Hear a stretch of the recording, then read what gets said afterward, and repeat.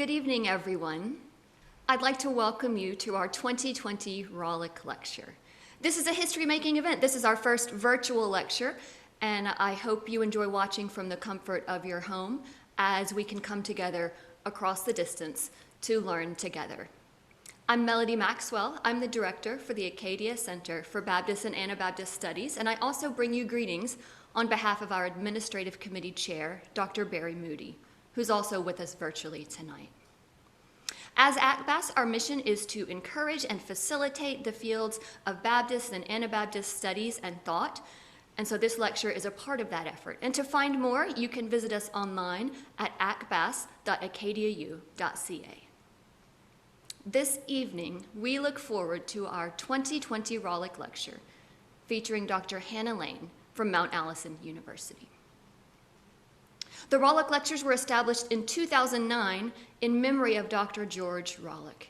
He was a Ukrainian immigrant, born in Ontario in 1935 and actually converted through Baptist mission efforts and became a prolific Baptist scholar there, earned a degree at McMaster and also at Oxford with a Rhodes Scholarship and the University of Rochester.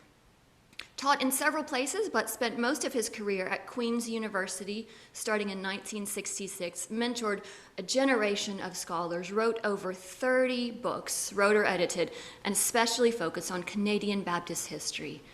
Sadly, he passed away in 1995 as a result of injuries from a car accident, but his legacy lives on even today.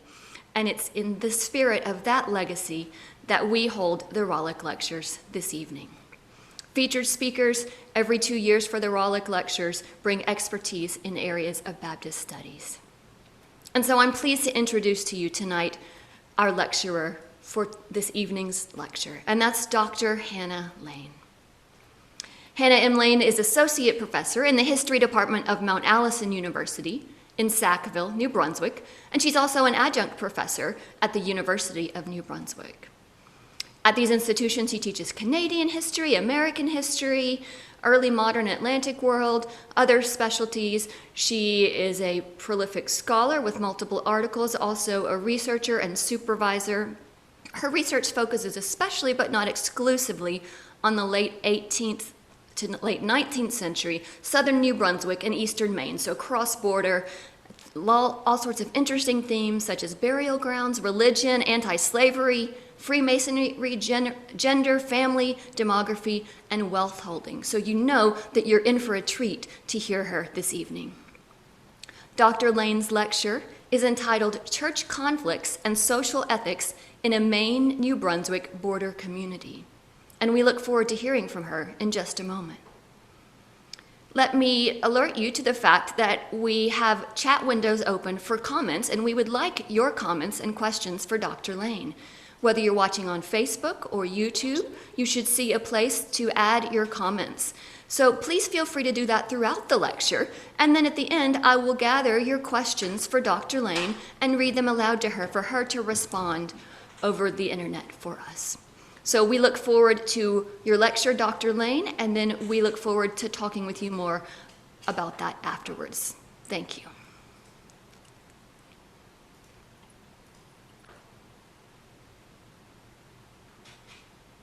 Good evening. I trust everyone can hear me, and if I hear a nod, I assume that will be a good thing. I'm honored to be giving the 2020 Rawlyk Lecture of this academic year. I want to thank Pat Townsend and the Center for Baptist and Anabaptist Studies for inviting me, and our tech colleagues who have helped me set up here at Mount Allison and Acadia also. When I sent this lecture's title in the spring, I did indeed intend to inspire a bit of a double take among anyone who was following New Brunswick church news at that time, because there was another church in the St. Croix that was experiencing conflict and about to split. But I'm not going to talk about that church. I'm going to take us back 2 centuries ago to other churches on the St. Croix River who experienced conflict over social issues of their time. If we look more broadly at such conflicts today and in the past, some of them are also shaped by the personalities of ministers and lay leaders. I doubt that has changed much. We do still have church arson in the Maritimes, though the incidents one hears about tend to be more about hostility from outside the church or vandalism. What we no longer have, at least that I have seen, is poetry published in local newspapers. And I want to use this to take us back to this place and time. In 1850, an anonymous writer published a series in one of the newspapers of these communities. A house of prayer stands here on every hill. The poor, meanwhile, are ground and goaded still. What is achieved then by this host of spires? Nothing to light up virtue's slumbering fires. But say, for what do all these steeples rise?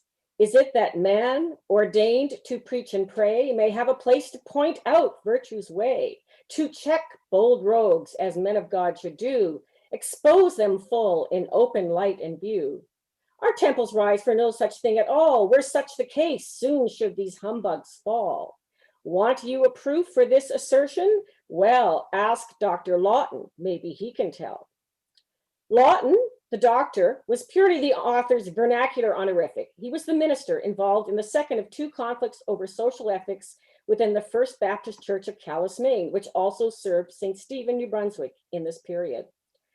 Should there have been any doubt in the reader's mind as to the subject of the poem sequence, the author went on, and what does all this filth remind me then of that once uttered by the King of Men? Hear it, impiety, and oh, beware. My Father's house is called the house of prayer, but ye have made it a den of thieves. 'Twas so in Israel, 'tis so in St. Steve's.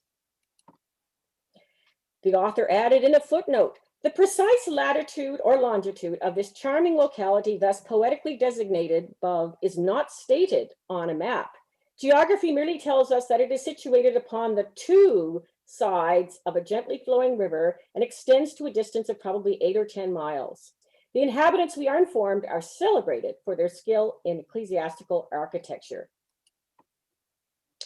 Part of larger projects on religion in these Borderlands communities and anti-slavery in Eastern Maine, my talk tonight is about church conflict in what today are the towns of Calais, Maine, and St. Stephen, New Brunswick.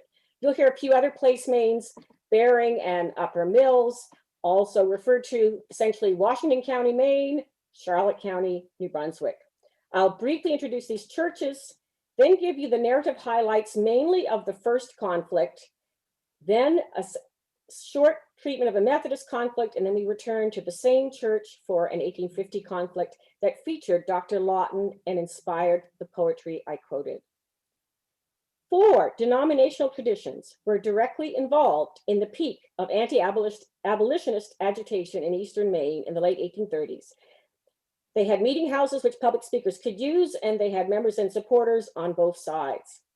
The earliest to formally organize a church were the Methodists, who'd originated as a movement within the Church of England and had formally separated by the time of the American Revolution. Until 1806, the only resident minister of any denomination was Methodist, affiliated with English Methodism, the oldest branch, the Wesleyan Methodists. As a denominational tradition among migrants from Maine, Congregationalism was older than local Methodism, but a congregational church was not organized in Calais until the 1820s.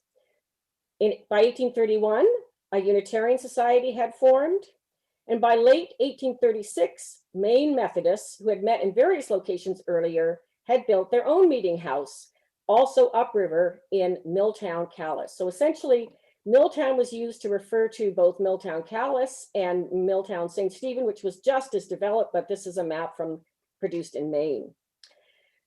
Unlike other parts of New Brunswick or Maine, in the St. Croix River borderlands, the strength of local Methodist and Congregationalist churches delayed the formation of local Baptist churches until the 1830s.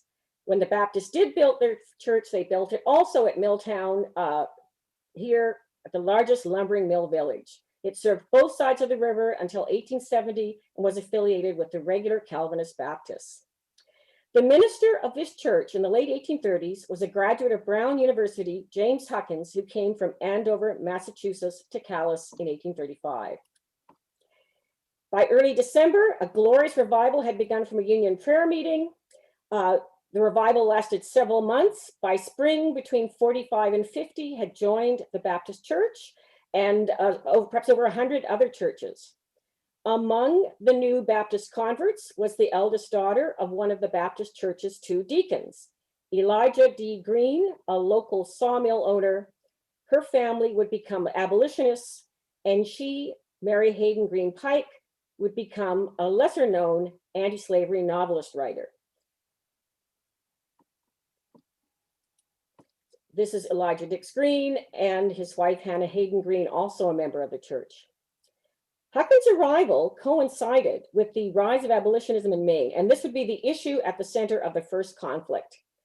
So as in other communities in the Northeast, some churches and town governments in Maine had initially refused to allow abolitionists to speak in buildings, which had traditionally multiple uses. In some places, abolitionists encountered crowd harassment or actual violence against them or damage to the buildings. Within the range of North American social violence, anti-abolitionist incidents, whether involving a small crowd or large mobs, were not as dangerous as other kinds of mobbing in this period, but they got a great deal of press. Even lay ministers, lay leaders and ministers who were sympathetic to abolitionism feared the consequences of property damage and a mob incident. Allowing abolitionist speakers into meeting houses also forced ministers to take a public position on slavery and abolition, and ministers feared losing their positions if they took a locally unpopular stance. By the late 1830s, there were some abolitionist ministers already active in Washington County, including a nephew of prominent newspaper editor William Lloyd Garrison. Baptist minister Edwin Garrison's roots were actually among the St. John Baptists, where his father was a deacon. And this younger Garrison was among the authors and movers of resolutions at the Washington County Baptist Association, in some years calling for immediate abolition and ending fellowship with churches in slaveholding states. By 1838, there's a Washington County Anti-Slavery Society, and it is ready to bring in a guest speaker. Ichabod Cotting had become an abolitionist while a young student in Vermont, first worked as a temperance lecturer. He was only in his late 20s when he began working for the Anti-Slavery Society and accepted an invitation to Calais for July 1838.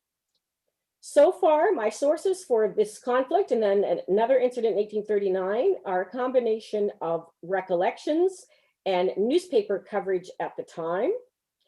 The longest accounts are of both the 1838 and the 1839 lectures appear to have a common author. So one possibility is James S. Pike. He was already an editor of a Calais newspaper, though frustratingly the issues did not survive right for the months I want. He became a national journalist and diplomat. Another possibility is his brother, Frederick, who in the late 1830s had just returned from university, was studying law, was also a bit of a local writer, and he would marry Mary Hayden Green, the abolitionist novelist.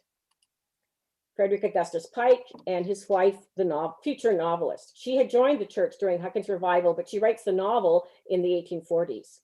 Frederick has a career in local and state politics, and according to family tradition, they met through the temperance and anti-slavery movements.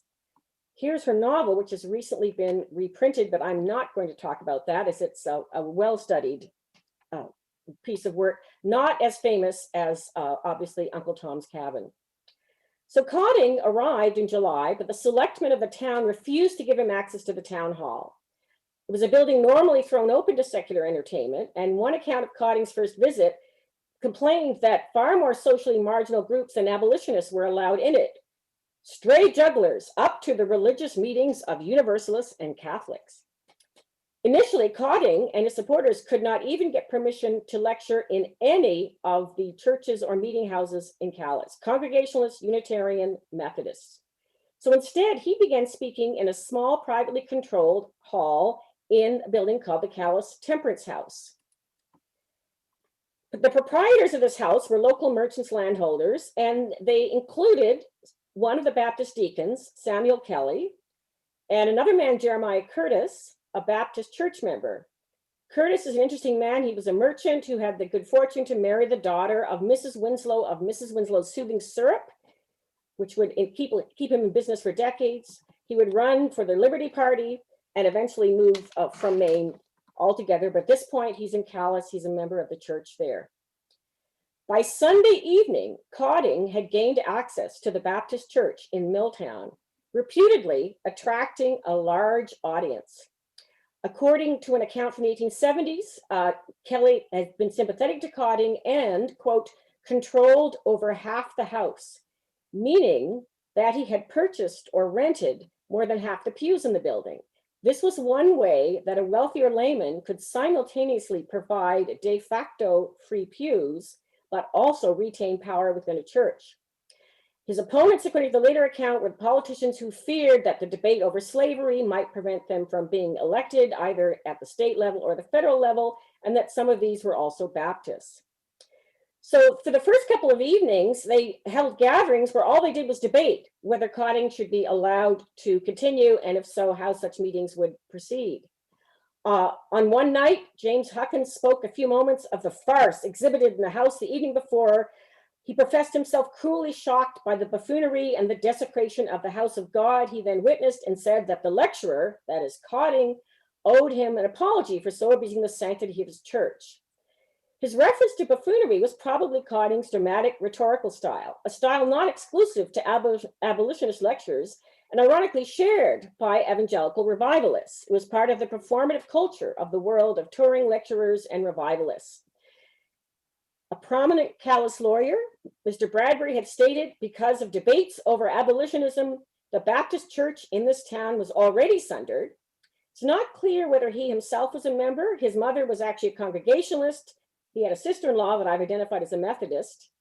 But then Jeremiah Curtis rose up at this meeting and said he was an influential member of the Baptist church, and that what Bradbury stated was absolutely false, and they each repeated their counterclaims. By Friday, so literally Monday to Thursday, they're meeting over whether to let Cotting speak.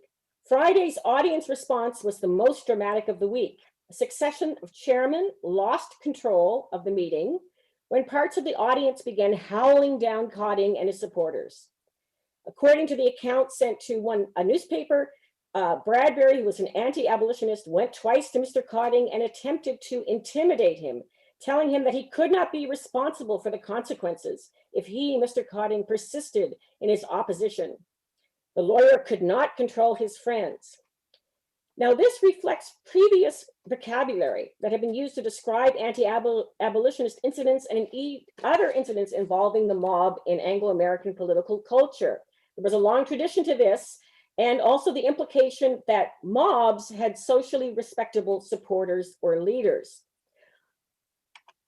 Only 2 years earlier, Elijah P. Lovejoy, from a Congregationalist and abolitionist family active in Washington County, had become one of the early martyrs to abolitionism, killed in a mob incident in Alton, Illinois. And to the left here, I have one of the books that portrayed Cotting, the first Cotting incident in Calais, in this 10 Portraits of Living American Reformers. Commentators on the Calais incident of 1838, but also the incident of 1839, invoked the memory of the martyr Lovejoy. Finally, this meeting voted on a resolution against abolitionist lecturers on various grounds that they would disturb the peace of families, churches, and communities. This resolution was rejected by the voters in the audience. A bit of debate among reporters as to whether it was rejected by a large majority or a small majority. The meeting then broke up as the anti-abolitionist faction, quote, rushed out of the house, shouting, yelling, howling like so many demons from the infernal regions. Now, while echoing similar efforts in some other churches in Maine, Huckins and his supporters' attempts to prevent Cotting from lecturing in the Milltown Baptist Church were by no means representative of clerical and lay Baptists in other parts of Washington County. At the end of his tour, this first tour, 1838, Cotting had lectured in the smaller Upriver Mill Village, reputedly to large audience, collecting donations for the cause of the slave. At Bering, Maine, and Upper Mills, Baptists had a single church, again serving both sides. No chapel, so Cotting probably lectured in the schoolhouse. According to O.B. Walker, the abolitionist minister at Bering and Upper Mills, the lectures led to the formation of a local anti-slavery society with 30 members calling for total and immediate emancipation, and they also led to a well-attended monthly prayer meeting for the slaves. Walker also purchased, actually my slides are a little out of order here, this always happens. This is the one I wanted to show you. Walker also purchased several anti-slavery almanacs, which he offered for sale, probably the New England version of the American Anti-Slavery Almanac. In the larger project, I track much more about abolitionism and anti-abolitionists in this region. Just over a month after the first Cotting visit to Calais, Huckins resigned. He was still able to obtain a letter of recommendation from the Calais church, suggesting that either the deacons had not completely opposed him on all accounts, or that he had retained the goodwill of a majority of members, at least as a revivalist. He left Calais, he went to Georgia and South Carolina, and subsequently Texas as a missionary. He organized the First Baptist Church in Texas, in Galveston, in January 1840, and its founding members included a few transfers from the Baptist Church of Calais. Huckins initially sent reports back to the Maine Baptist newspaper, but as New England Baptists debated their cooperation with mission work in the South, he became even more controversial. After both the Baptist and the anti-slavery press reported that Huckins had acquired a household slave, he ended his connections with the American Baptist Home Missionary Society. Ultimately, he became a key figure in the history of the Baptist Church in Texas and one of the founders of Baylor University. Huckins' successor in Calais was a man who has a connection with Acadia. He was a member of Acadia's early board of governors. Edward D. Very, already associated with the Maine Baptist abolitionists. Very and others would figure in the even more dramatic events when Cotting returned in 1839 with African-American abolitionist Charles Lennox Remond. At this point, their audiences reportedly were too large for any of the Calais meeting houses. And in the larger study, I detail how in this tour, stone throwing, threats of crowd violence would actually force Cotting, Remond, other abolitionist speakers locally and their listeners out of the town hall. Remond went on to speak in the safer and more supportive surroundings of Bering and Upper Mills, probably again to the Baptists in the schoolhouse and others. Cotting lectured in the Methodist chapels on the New Brunswick side of the river. A few days after Cotting's last lecture, an anti-slavery society regrouped, announced itself as the Friends of the Slave in this place, having been driven from the townhouse through the influence of the mob, met at Deacon Kelly's hall. They established a concert of prayer for the slave, and the leaders included Edward Very. Now, these events of the late 1830s were the height of these kinds of incidents in the Northeast, especially New England. By the late 1840s, anti-slavery lecturers met with peaceful audiences in Baptist and Methodist meeting houses in Calais. Now, despite their highly localized polity, abolitionism was more of a challenge for the Baptists and the Congregationalists because of their connection to the South through these other associations. So on the one hand, Baptist churches had freedom to take different stances, but the fellowship issue was more critical for them than for the New England concentrated churches such as Congregationalism or the strongly pro-abolitionist Free Will Baptists. In the long run, probably most Baptist ministers in Maine had become abolitionists by the 1840s. So it's not surprising that Huckins did not last long in Calais. I want to turn now to the next conflict. The Baptists were not the only ones to experience conflict in these years, and in fact, a Unitarian society forced out an abolitionist minister in the same time period. But a far more serious conflict occurred among the Wesleyan Methodists on the New Brunswick side.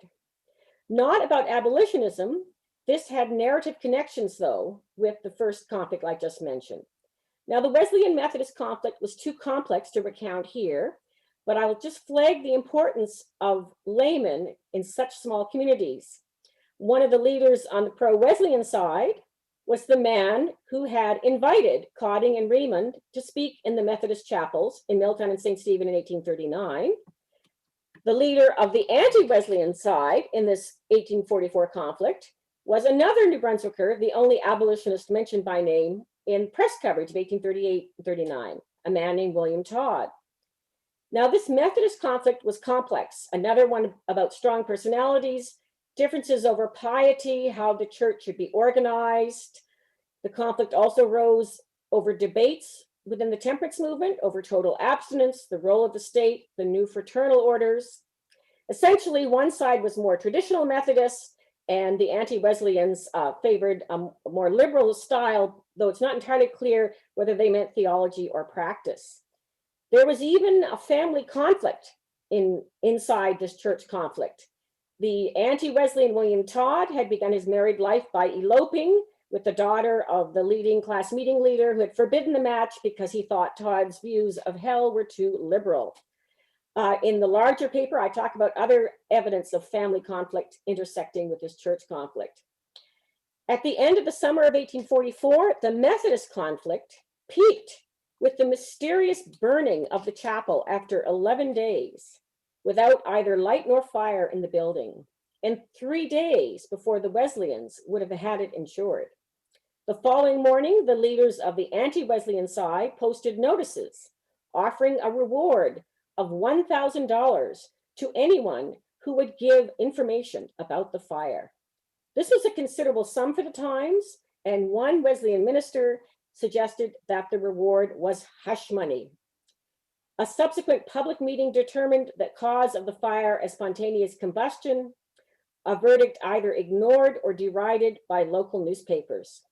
For several years, Wesleyan Methodist clergy maintained that the fire had been arson, and a few claimed that they knew the names of the arsonists.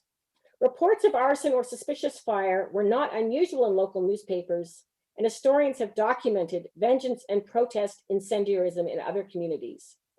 Ultimately, the anti-Wesleyan faction failed in their attempt to get official support from Maine Episcopal Methodists. After briefly employing an anti-slavery lecturer as a minister, because he was also a Methodist, the anti-Wesleyan faction formed a new church, a Congregationalist church located in Milltown, again serving both sides of the river. Now, for this Methodist conflict and the final conflict I will look at, I have no images, so I'm going to stop sharing my screen and return you to a lecture mode. And I assume that they've been successful, as otherwise I'm sure our organizers will text me on our secret backup text procedure. So 4 years later, still in the Milltowns, the Baptists were once again at the center of local church conflict.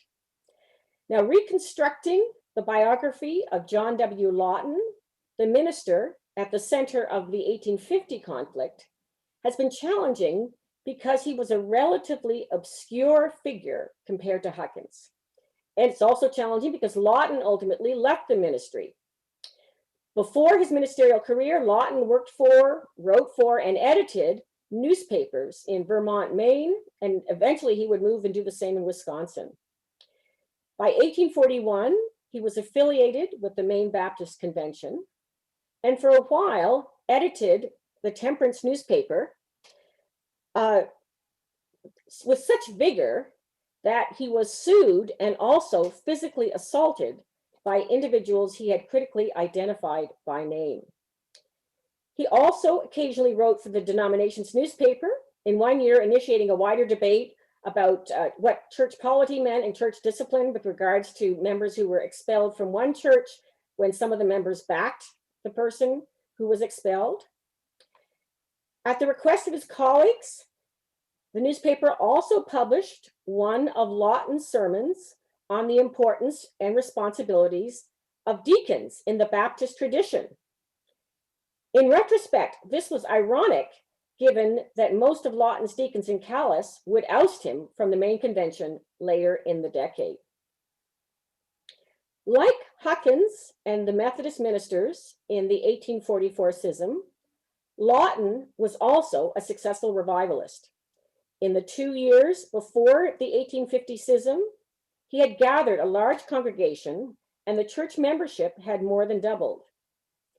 In both the Methodist and the Baptist schisms, a controversial sermon had been a trigger point, after which both sides had attempted to gain control of the chapel as a building and the Sunday school as an institution, because in this time period, these Sunday schools were often essentially ecumenical, serving a much broader population, usually the local community. At an evening Sunday service in March 1850, Lawton had denounced the cram system in which workers were paid in often overvalued and damaged goods instead of cash. This issue had already been the focus of local labor protest and commentary in the press. Lawton also vividly portrayed the impact of poverty and economic disparity on church life. In response to the wishes of many who were present at its delivery, he then published the lengthy sermon on the front page of a local newspaper. Subsequent writers debated the local accuracy of the sermon and the broader economic and ethical issues of especially the lumbering business. Inspired by similar developments elsewhere in New England, shortly after the sermon, a local mutual benefit society formed a cooperative store at Bering and Upper Mills, and at least one of the organizers was a known supporter of Lawton. So the next stage of the conflict paralleled the 1844 Methodist conflict. So in the 1844, the anti-Wesleyan faction had spread reputedly slander against the Wesleyans. Similarly, a few prominent Baptist laymen also organized a campaign against Lawton. One letter writer claimed that Lawton had charged too much interest on a loan and too much rent on a field. His supporters, Lawton supporters, claimed that his opponents attempted to prejudice the public by unfounded insinuations in their nature incapable of refutation, instead of frankly coming forward and submitting anything for impartial investigation. So, for example, the loan and the field were never actually specified as to when or to whom what this actually involved. At the same time, they openly left the congregation in a manner and with apparent design to disturb worship. That these disaffected Baptists included wealthier lay leaders is further indicated by their successful withholding of Lawton's salary. So when the Baptist church at Milltown, Maine burnt to the ground on August 5th, 1850, no one claimed it was spontaneous combustion. This is what had happened in the Methodist fire, 1844, when the hush money had been offered of $1,000 to conceal the instigators who had actually created the fire. But according to local newspapers, it was well known who had done the fire. The fire had been authorized by influential people in the Methodist Church. Paralleling the narrative of the Methodicism, the public meeting is held again. A committee of prominent men issued a notice offering a $1,000 reward for information, guaranteeing that information would be kept strictly confidential, if desired, until such time as the same can be properly made public. The committee added, however, the payment of the above award will be guaranteed before information given. So this was probably intended to defend themselves from the charge of hush money, which is what Wesleyan ministers had alleged after the 1844 arson of the Methodist Church. And the rate of hush money appeared to be the same amount of money in both instances. Most of this committee were also from the very occupational group most criticized by Lawton, lumber merchants, and some of these were referred to obliquely by initials in another satirical poem series that followed the one that I quoted earlier, but it actually appears to be by a different author in a very different style, published in a different newspaper. This committee that investigated the second arson was denominationally diverse, whereas the committee that investigated the Methodist arson was entirely composed of anti-Wesleyans. But this Baptist committee did include Deacon Samuel Kelly. With regard to the sermon, knowledge of the 1838 conflict might have informed Lawton's comparison in his sermon with slavery in the South and poverty in Milltown, but it was not successful in winning Kelly's sympathy and might have been wholly ironic. In this period, speakers in print culture deployed the rhetoric of chattel slavery and wage slavery, either as a fallacious defense of slavery or as part of a broader economic critique. Lawton was more likely in the latter category, as he was one of 171 Baptist ministers who in 1847 published a protest against slavery with more strongly worded resolutions than those that had actually passed at the Baptist Anti-Slavery Convention they had just attended. Whereas after the Methodist chapel burning, only one side alleged arson. In the aftermath of the Baptist chapel burning, both sides accused each other of arson. Whereas the Wesleyan Methodists had not yet insured their chapel, the Baptists were better prepared. According to a late 19th century account hostile to Lawton by another abolitionist that I've mentioned, Frederick A. Pike, both sides in the Baptist conflict of 1850 claimed the right to the insurance money. Unlike rented pews in churches owned by trustees on behalf of a congregation or a denomination, pews in New England Congregationalist and Baptist meeting houses were more often owned privately, as we heard with regards to the debate over who had the authority to let a speaker in 1838. So this made ownership of the house much more intricate, and therefore ownership of the insurance policy more intricate. Having originally paid for half the pews in the meeting house, Kelly would have been one of the legal owners of the house. He would have had more direct claim to the insurance policy than a minister who had only been in Milltown for a few years, or his supporters. The fire's immediate consequences were more adverse to the pro-Lawton group. The congregation was effectively scattered, and Lawton deprived of a preaching place. In contrast, the anti-Lawton group ultimately benefited from the fire. They gained a new church building paid for by the insurance, as well as donations. Now, at this point, the narrative of the Baptistism of 1850 diverged from the Methodistism of 1844. In the Baptist case, both factions send representatives to the county's associational meetings. But whereas in 1844, both the Wesleyan Methodist wider body and the Maine Episcopal Methodists backed the original side, the Wesleyan ministers and their pro-Wesleyan supporters in Milltown. In this 1850 conflict, the Washington County Association, certainly initially very clearly, backed the lay leaders against Lawton and his supporters. Only one local Baptist deacon's name is missing from the signers of a published statement against Lawton. Signers of the statement included, once again, another abolitionist, Elijah Dixon Green. The council never named exactly what Lawton had done, but they said he was guilty of conduct entirely inconsistent with his profession as a Christian minister, and they excluded him from the association.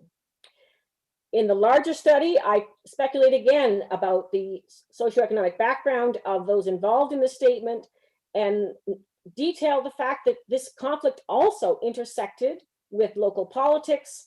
Some allege this was the case of the Methodist conflict as well. In the case of the Baptist conflict, it affected the next municipal election. The council's notice was published in local papers at the same time as a statement from the pro-Lawton group. A meeting in Milltown of more than 600 vindicated Lawton and praised his fearless defense of popular rights. Entitled Ecclesiastical Oppression, the pro-Lawton statement claimed that the council had been rigged, and it certainly contained almost entirely deacons who were, surprise, lumber merchants or lumber mill owners, and not deacons who were of lower social status. The statement also asserted the equal claims to community status of the pro-Lawton forces, describing them as the large and respectable portion of the church. Intriguingly, in 1851, the Washington County Baptist Association was much more guarded on the conflict and referred to the Callous Church as having been divided into two nearly equal parts. One subsequent Methodist minister's memoirs wrote about both the 1844 conflict among the Methodists explicitly, but possibly also the 1850 conflict, because this Methodist minister was writing in the 1850s. This is Robert Cooney, who had arrived in Milltown a few years after the Baptist conflict. He wrote that the 1844 conflict had been partly due to the speculative spirit and sharp practice of the merchants and manufacturers. In his next chapter, Cooney wrote that Methodism was too evangelical, too pure for the generality of the people. Methodism in this community denounced various things that Cooney said were common in St. Stephen and Callous, including, quote, usury, smuggling, and extortion. Very common in the trading part of the community and not uncommon even in some churches. And I should explain that extortion at the time was another code word for the cram system. These two schisms occurred in a decade of considerable economic stress in these parts of Maine and New Brunswick. So one can speculate that this could have exacerbated social tensions with these conflicts. It certainly would have affected outmigration and the economic ability of individuals to support more than one church in a single community with the same tradition.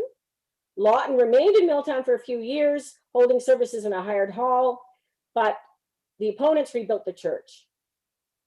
Unlike those who left in the Methodistism, Lawton supporters were not able to sustain a second church, which suggests that they lacked long-term support. Lawton himself moved to Massachusetts. He did eventually become a Universalist, but I don't have evidence that this was a factor in the 1850 conflict. Most obvious common themes of all these conflicts, which I have simplified here so as to allow time for questions, are that the Baptist conflicts centered on social ethics, possibly also the Methodist conflict with regards to temperance and some of the language that Cooney used with regards to the conflict. In both conflicts, in all three conflicts, initially popular ministers were successful revivalists, but then become controversial. A less overt theme also appears in contemporary commentary on these conflicts: the problem of false or self-interested or simply inauthentic religious experience and piety, especially for churches which relied on revivalism. And in published rhetoric, this intersected with another theme, that of the hypocritical lay leader. Now, as you've heard from the virtual absence of women and less prominent men in this talk, except behind the scenes, these narratives of church conflict all involved, for the most part, ministers and what the public discourse of the time referred to as men of influence. This meant men of influence both in the Victorian keywords overtones of economic position and politics, but also moral and religious influence. But in fact, these laymen were not representative of evangelical church members as a whole, who were predominantly women, and at least from what I have found in Calais and St. Stephen, more socially diverse. But the consequences of the two schisms in one conflict show how the presence or absence of a few wealthy laymen could make or break churches in their communities. These kinds of conflicts were by no means unique to the communities I studied, though the local nature of Baptist and Congregationalist governance made outright schisms a recurring feature of these denominational traditions.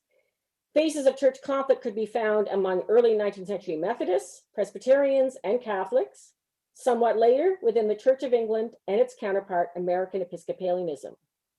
But especially in voluntarist churches, congregations experienced controversy or even schism for a variety of reasons. George Rawlyk's study of Baptist conflict in mid-19th century Kingston, Ontario, suggested that as churches moved towards professionalization and respectability, those who controlled the purse strings increasingly controlled the style and substance of the message being preached. Not surprisingly, the narratives of these church conflicts changed over time. By the first local history of the 1870s and later retrospectives published in newspapers in the 1880s, the participants appear more as well-intentioned, misguided individuals. The elements of anger and intimidation were gone. The arsons disappeared altogether. The Methodist fire, you may recall, had already been ruled spontaneous combustion by the anti-Wesleyan crowd, though Wesleyan ministers, even as late as the 1870s in private correspondence, hinted that they knew who the arsonists were. The Baptist fire became accidental. In contrast, a reversal of historical memory has recently happened with regards to James Huckins. Although some accounts of his life earlier ignored the reasons he left New England altogether, and either omitted or rushed through the history of slavery and indeed the Civil War. This past year, Baylor University and the Baptist General Convention of Texas have engaged in new efforts to acknowledge their history, the persistence of racism, and the challenges of reconciliation with past and present. In both Baptist conflicts that I've talked about tonight, and in the intervening Methodist conflict, the nature of their denominational polities combined with local context meant that the end results were the same: The financial resources of each faction's supporters determined the long-term success or failure of attempts to form alternative churches. The Milltown Methodists lost key financial and demographic support to the new Congregationalist church. In the Milltown Baptist Church, in both instances, the ministers left, the lay leadership endured. In all three conflicts, the historical memory rewrote their past in a more flattering light for those who had remained and for their posterity. In conclusion, these narratives challenge temptations to read such conflicts in terms of oppositionals, constructed as laity versus clergy, or popular religion versus local elites, or progressive versus anti-progressive forces within the church. In fact, all three conflicts are much more complex. From the point of view of modern sensibilities, the lay leaders in the first conflict over anti-slavery appear to be on the side of the angels. But in the Second Baptist conflict over economic ethics, they do not. Perhaps this could inspire us to a greater self-awareness and a more critical view of our own language, actions, and inaction in our own places and time. Thank you.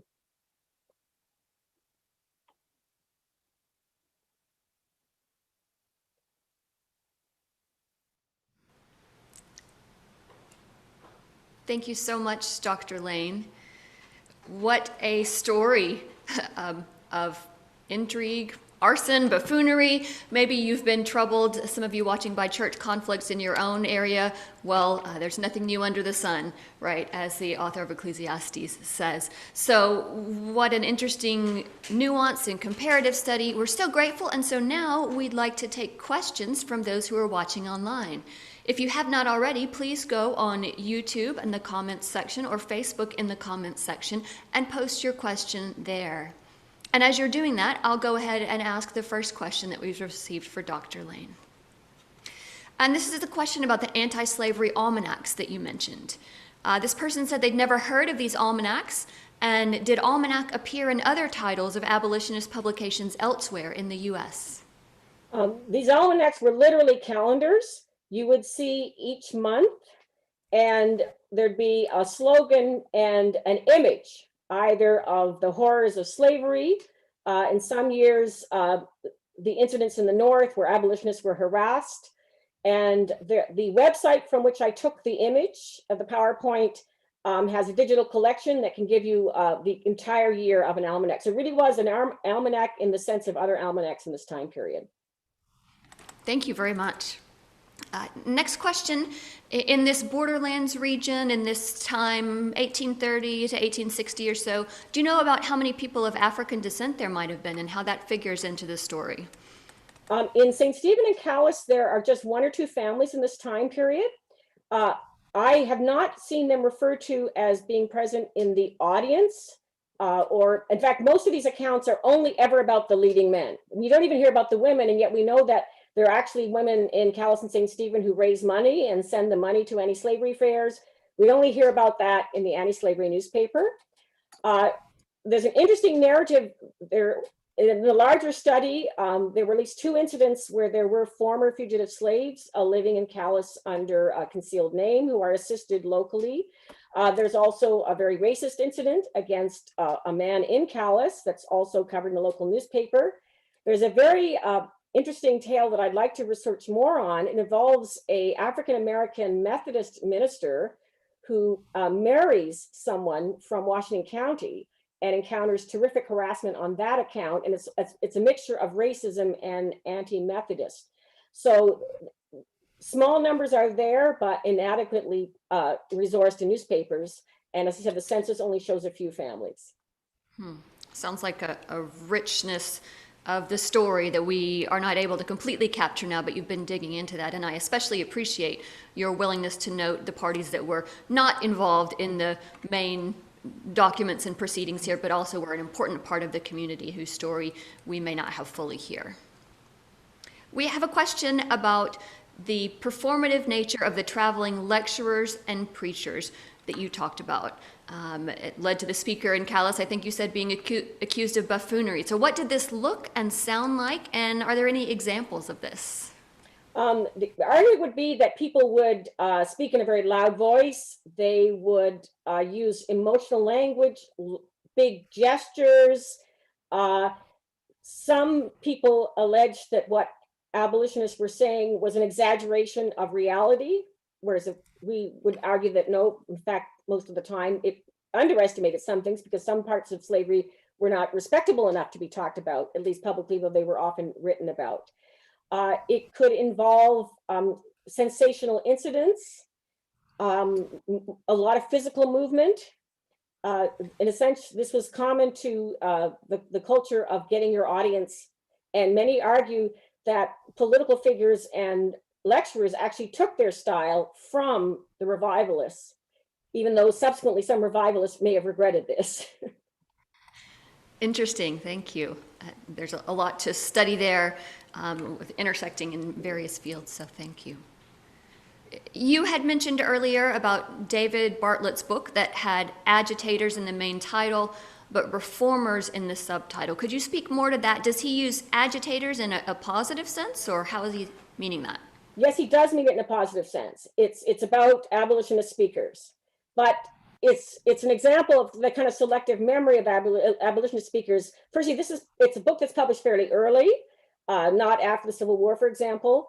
And all the speakers that he mentions are white in this book. He doesn't mention Frederick Douglass, who will in fact succeed Remond. And one of the reasons people don't know so much about Charles Lennox Remond is because Frederick Douglass came along, lectured in Maine, but not as far north as the New Brunswick border.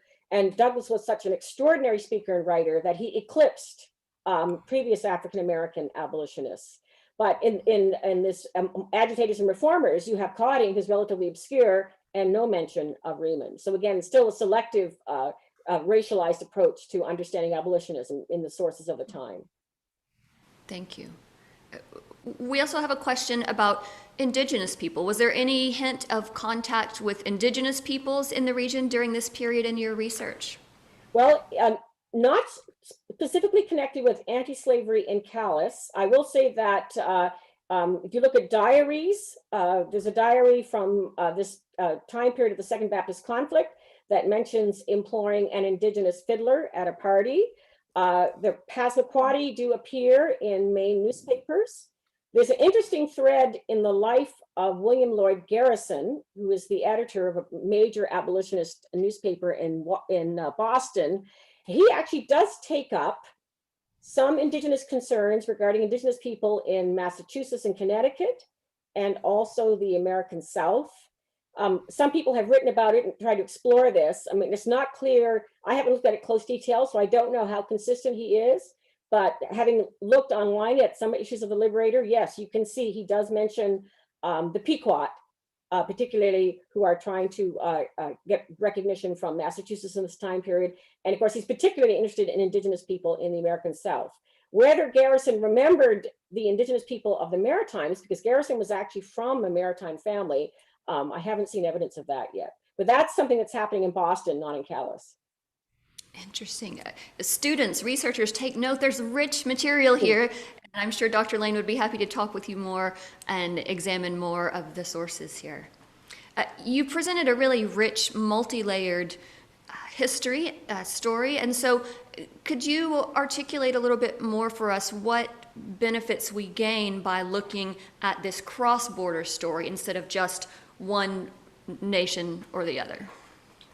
I would say it's important not to read back into the past identities that happen later, and to recognize that for some types of scenarios, such as religion, whether you are British or American may not matter as much, but you can find that it will enter in there nonetheless for certain elements.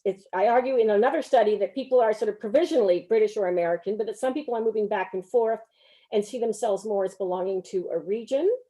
I think it's also important to recognize that perhaps people's cultural identities don't instantly change just because they cross a border, that you would have to live in a particular political system for a long time before you then become more attached to one way of organizing politics than another. It's always a delicate question doing a Borderlands community because you don't want to understate the border or overstate it. I think that sometimes people often have a mythical view. I don't think people who study churches have this view, but outsiders think that there was some of this magical past where everybody went to church and nobody conflicted, and then everything changed in the 20th century. And we know that that was not the case. And in some ways, it's kind of reassuring to realize some of the problems people we have getting along have always been with us. Thank you. We have time for a couple more questions if there are others that you would like to post in the chat. This is fascinating, and Dr. Lane, thank you for your responses. As someone who came to this region with connections in the southern U.S., I'm interested to hear a little bit more about what you said about the denominations that had southern connections had a more difficult time with abolitionism, et cetera, these issues. Could you just speak a little more to that and how it played out in this community? Certainly. So the problem was that missionary associations, society to support the education of Baptist ministers, Sunday school societies, many of these societies were originally national societies. So the Baptists are in fellowship with churches in the South. So a big debate for some Baptist churches was, were they required to break fellowship with churches which tolerated slaveholding? A similar debate would occur among the Methodists. Congregationalist was overwhelmingly a New England or New York denomination. It expanded to the West. There are very few Congregationalists south of the Mason-Dixon line. The Free Will Baptist tradition, very much also New England denomination, didn't have partner churches in the South. So it's the Methodists and the Baptists who most have to deal with this. And it will divide them. Some wish to be very abolitionist, but to have kept the connections with Southern churches. Others feel very strongly that they have to break the connections as a statement of the importance of ending slavery to them. Very interesting to study those in parallel and note the differences. A question asking about the willingness of Baptists to tackle these unpopular social and ethical issues. Could you comment on that in the cross-border area, not only in the time period that you're referring to, but even through the past century? Well, I don't know so much about the 20th century. A challenge, as many people listening here who've studied Baptists know that since there is never a national entity because of the way of the organization, you're less likely to have a national statement on, refugees or a national statement on this. Instead, regional bodies make statements. My sense is that there's kind of an ebb and flow of these kinds of statements. I think we have under-researched this. Some of the research has been done, but it's in places people don't know about, like the Canadian Society for Church History. So people have looked, for example, at Baptist commentary in the Maritimes in the Great Depression. That triggered some Baptist commentary. So I think if you look in the right places, you can find it. I think there is some of the gulf that we sometimes think we see really has to do with the organizational structure of different traditions rather than actual individual views. And that was something that was of particular interest to George Rawlyk. Mm-hmm. As you talked about polity earlier, that's a really interesting one to unpack. So a couple more questions for you, and thank you for your good answers. Purse strings versus preaching style. Was there less gospel because of purse strings? I don't really see that a minister. I suspect that most of the ministers were more concerned not about how well they were paid, but just having a job at all and not having an outright conflict. Because obviously, in Huckin's case, he did lose his job, but he went on to have other successful activities by taking an unpopular stand. It is interesting. In the rhetoric, I think the concern is more about avoiding conflict. Thank you. An additional question. Is there evidence of cultural Baptists in this region at this time, or were they largely conversionists? This is very interesting because one of the things that concerned Baptist ministers was the fact that there were clearly people who were actually practicing Baptists, but who went to other churches. And in fact, you can find the reverse rhetoric in the ministers of those churches. You can find Congregationalists, ministers complaining about the fact that nobody in their congregation is getting their infants baptized, but they're all staying in this church because they like the Congregationalist preaching. It's the only church that's near them. And in fact, there's a church in one of the communities in Washington County that is a de facto union church. It's really several traditions in it. So and if you look at Methodists in St. Stephen, you can see that many of them do not baptize the entire family until the parents decide to convert. So I think there are cultural Baptists both within Baptists and in other denominations. Mm-hmm. Interesting comparisons that we could make today as well. We've had another question come in. Thank you, audience, for your great questions. And that is, what do you think that these conflicts reveal about the respective roles of pastors and lay leaders?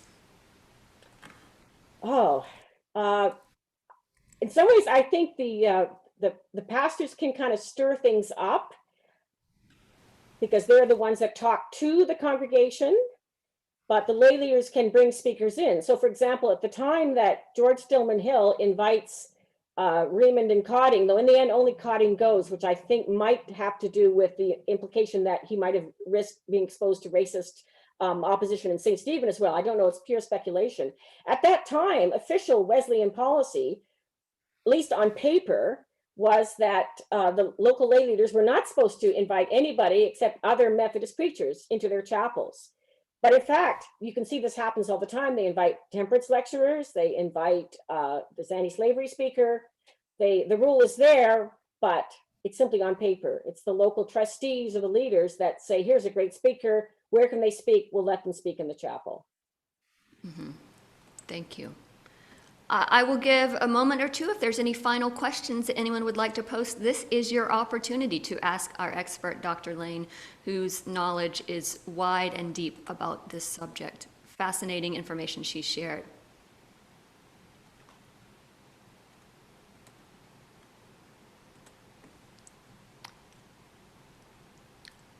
I want to say, as I'm looking to see if any final questions might come, I want to express my appreciation on behalf of ACBAS and our leadership here, Acadia University, Acadia Divinity College, Dr. Lane, for a very stimulating, thought-provoking, wide-ranging presentation of historical information that stirs up questions in our thinking about the world today and how our past has impacted where we are now. While we regret that we could not be together in person, it's been a wonderful experience to be online together with folks who may not have all been able to come in person to our campus, but are scattered across various locations. And so we want to let you know, Dr. Lane, that we're thankful, and I believe that this lecture has been recorded and will be posted on our webpage, social media links, and we encourage you to follow us there, like the Acadia Center for Baptist and Anabaptist Studies, so that you can get more information about what's coming up. We will have a Zeman lecture coming up next fall. But now I'd invite you, even though you are virtual, to join me in thanking Dr. Lane for her presentation. Thank you for having me. Thank you so much. We appreciate it and look forward to seeing you again for our next event. Thank you, everyone.